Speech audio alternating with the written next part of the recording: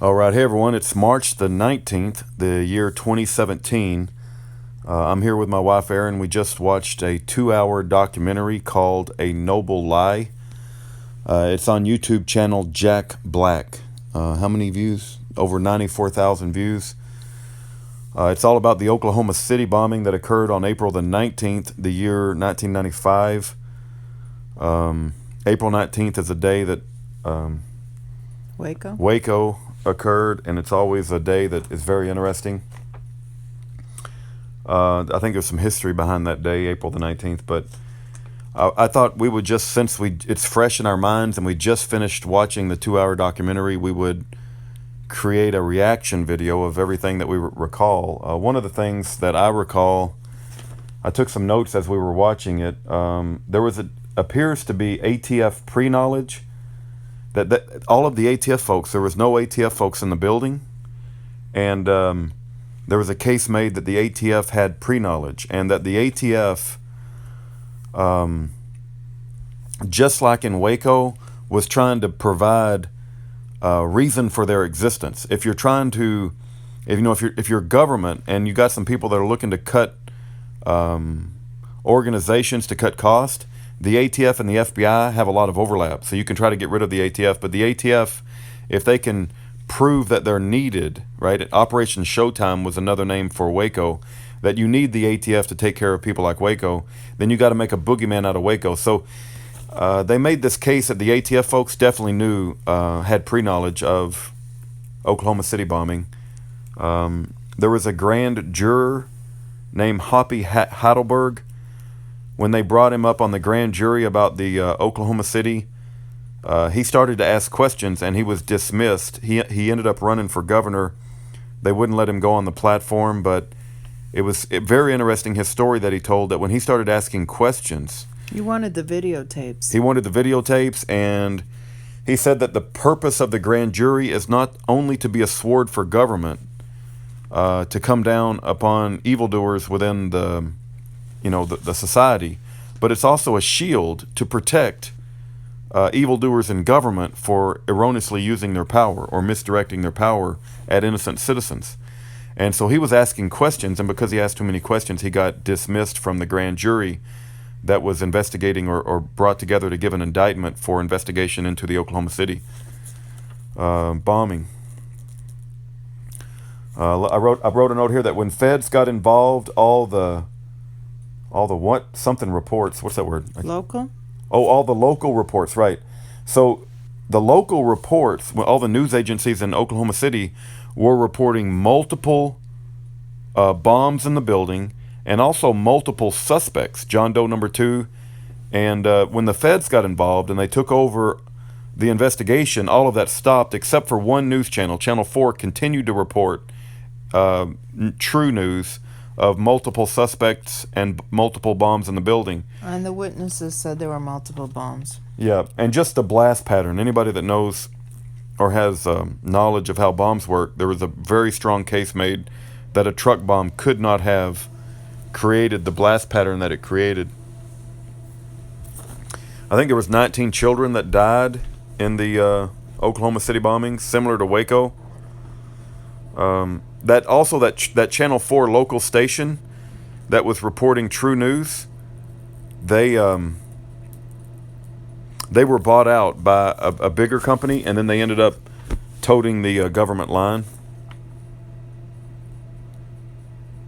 There was multiple people with McVeigh.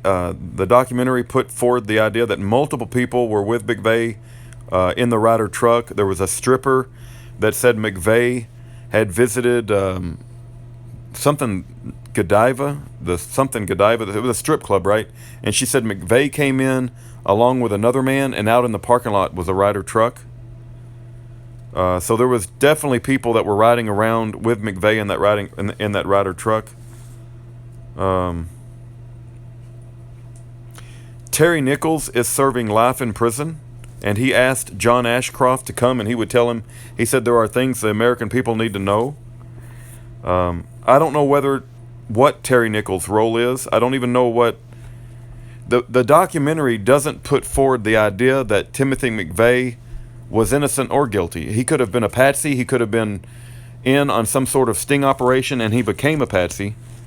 So we don't know if Timothy McVeigh, but it is interesting that when Timothy McVeigh had his trial, that he was in the defense team. They had one of the number one mind control doctors handling Timothy McVeigh all the way up until his death. And even his death certificate said that his occupation was U.S. Army. And his family said he was still working for the Army covertly. Yeah, they put forward evidence that even though Timothy McVeigh was supposed to be out of the Army, he was writing his family saying that he was performing covert operations for the special ops or some sort of black ops, and that his boss was Larry Potts. Oh my goodness, yeah. There's evidence to suggest that Timothy McVeigh's handler was Larry Potts. Larry Potts is an FBI lead agent at Ruby Ridge, where Randy Weaver's family got shot, Vicky Weaver and his son. And also worked at Waco. And Larry Potts was also one of the lead agents at Waco, and he's handling Timothy McVeigh, which is absolutely insane.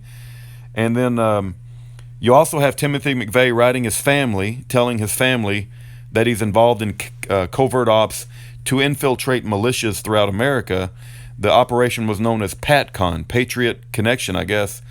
And they wanted, the government openly, not openly, but in this covert operation, wanted to infiltrate every single militia organization in this country. Didn't they say there were 6 of these undercover guys at Elohim City? Yeah, there was a connection made between Timothy McVeigh and Elohim City. They said that if 3 people gathered to talk about the government at Elohim City, it's very likely that 2 of them were undercover agents, because there were so many other undercover agents at Elohim City. And they tried to make a connection between Elohim City and Oklahoma City bombing. There was a police man named Terry Yeakey, I believe. Terry Yeakey, Y-E-A-K, Yeakey maybe. He was a black policeman in Oklahoma, and he knew too much. He was at the bombing, and he was going to testify. But he was found tortured and murdered. And there's evidence to suggest that there's no way it could have been a suicide, but it was ruled a suicide. And he was he was a decorated policeman. And he was there, and he could have testified on a lot of different things. But he was tortured and murdered. So because he had too much information. He had too much information about the bombing. What else? Usually cop killers are hunted down like rats, but they just let them go. Yeah, this whole the family of Terry Yeakey said they were treated very badly, and that they none of their questions were answered, and they interviewed the family of Terry Yeakey. It was very interesting.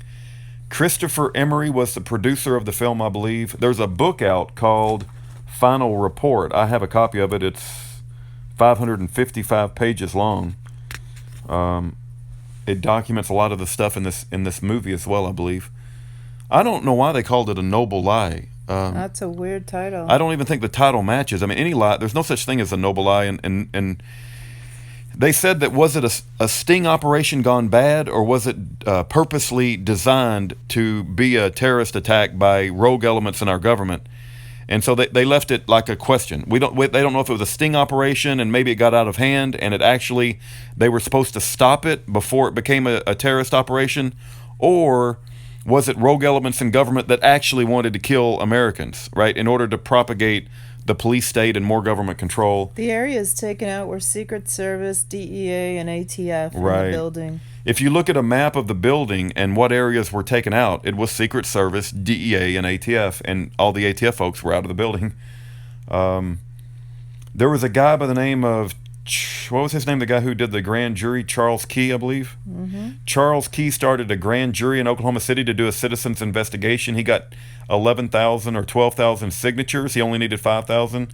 There was lots of money that poured in. Unfortunately, the investigation was taken over by a federal district attorney named Bob Macy, and he basically ruined everything. Once the federal district attorney got control of the monies and the citizens investigation, they stopped investigating the government, and they started to investigate Charles Key and give them a bad name rather than shine light on the wickedness of government. So that just tells me, if you're going to do a citizens investigation, don't ever get anybody from the federal government involved. You know, Dale Phillips, he was another guy on the Oklahoma City bombing committee.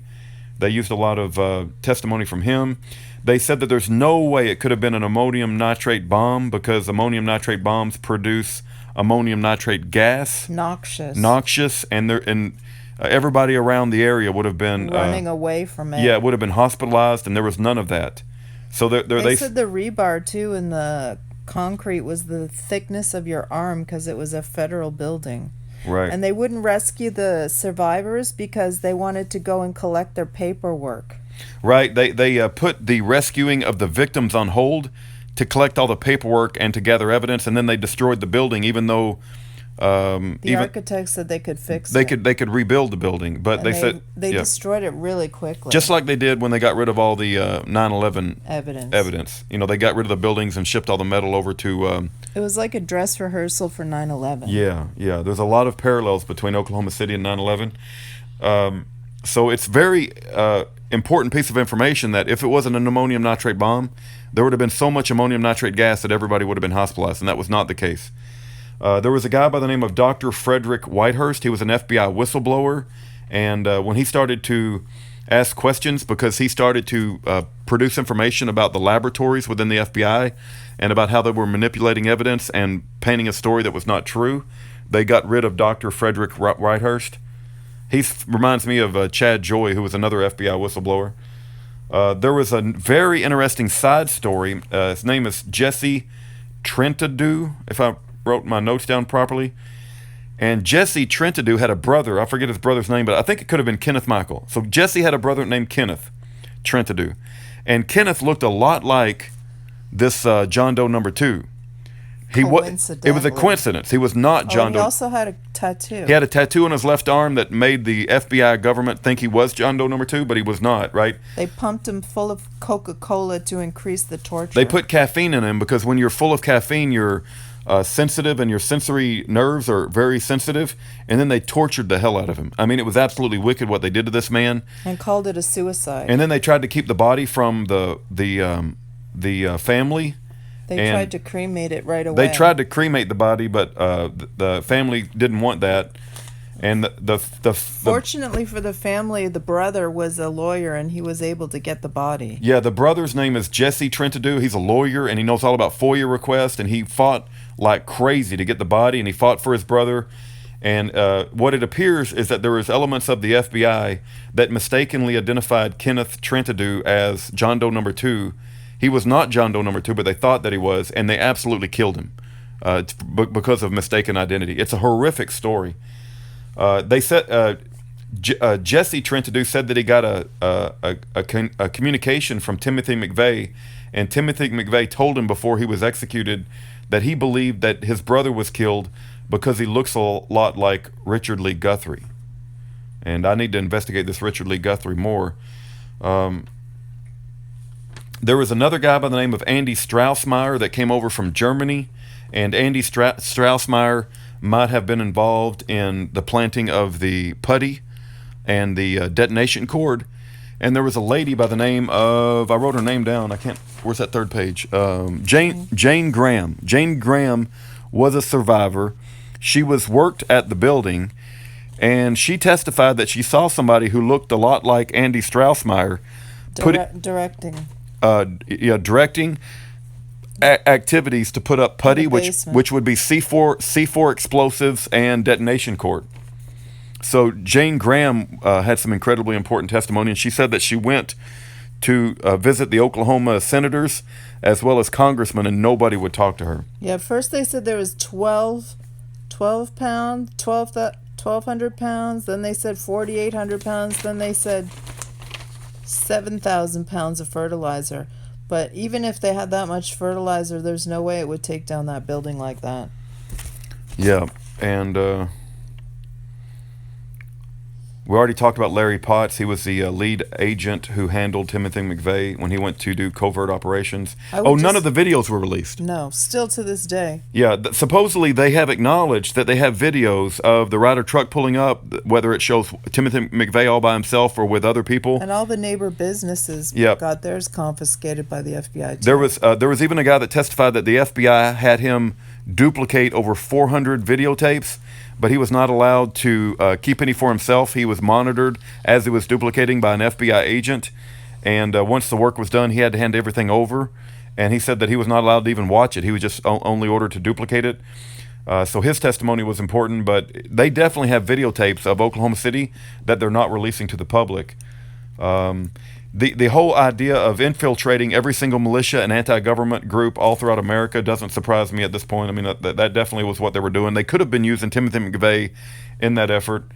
So again, I would say the conclusion for me, Aaron, and there was probably a lot of highlights we're missing because it's such a detailed documentary in 2 hours, but they left it open whether it was a sting operation gone bad or whether it was rogue elements in government who purposely did this in order to bring about a funding and justifying of the ATF, also to justify a bigger police state, bigger ATF. If you have a terrorist activity like this that's pulled off successfully, well, all of a sudden everybody's jobs becomes more justified, and so. And they sacrificed 19 little children for this operation. Yeah, that's a horrific thing. There was a grandmother of 2 of the children that gave incredible testimony, how she tried to get answers and was stonewalled at every turn. She was told all the answers will come out in Timothy McVeigh's trial. She said at the end of Timothy McVeigh and Terry Nichols' trial, she had more questions than she had answers. And this book, The Final Report, came out 2 weeks before 9/11. Yeah, that's incredible too.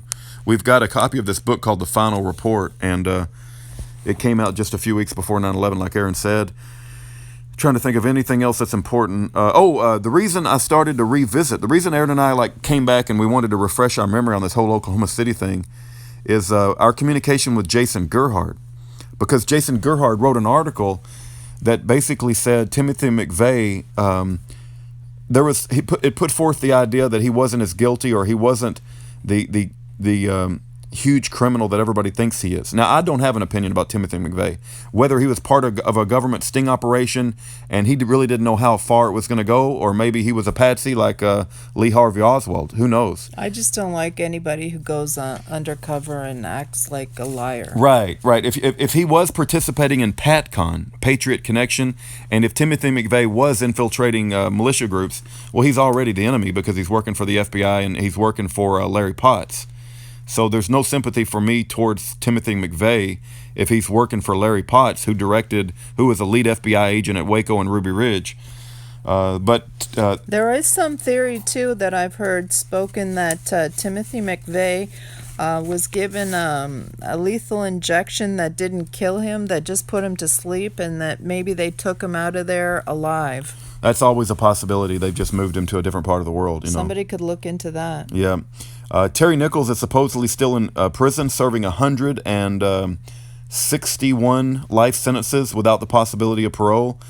I think he's in ADX Florence Supermax, which is probably the most Supermax prison on this in the United States. So it's probably a CM communication management. Yeah. Believe it or not, now that I've revisited Noble Eye, I plan on writing Terry Nichols a letter and see if he responds. I'm not going to be sympathetic or non-sympathetic. All right. Believe it or not, as we were closing down that last video, a call comes in from a scam it's this organization that calls us all the time, about how to get percentages off our credit card. Anyway, I wanted to finish my thought. I do plan on writing Terry Nichols. I just want to see what he has to say. I'm not sympathetic to Terry Nichols or not sympathetic to Terry Nichols. I don't know all of the details about Timothy McVeigh and Terry Nichols. We'll never know the truth in that case. But I would like to hear what Terry Nichols has to say, right? He obviously probably has a lot of knowledge about this. I want to see. Maybe I can mail him the final report. I don't know if he's even read the final report. It is paperback, so I should be able to mail him a copy. And I can. This is a 555-page book that's been put together by a Citizens Investigative Committee regarding the Oklahoma City bombing, and ask Terry Nichols and just give him a voice. And I want to hear what he has to say. So anyway, that's about it. Anything you want to add, Aaron? Remember the 19 children. It's absolutely horrific. The evil bastards that are participating in all of this wickedness, they don't mind killing children. God's watching you guys. Yeah. And when these people get sent to hell, we serve a mighty and a just and a God. And when they go to hell, it ain't because the Lord is doing anything they don't deserve. They will deserve it. Absolutely. All right. That's all I got to say. God bless. The rabbit hole is dark and deep. Bye bye.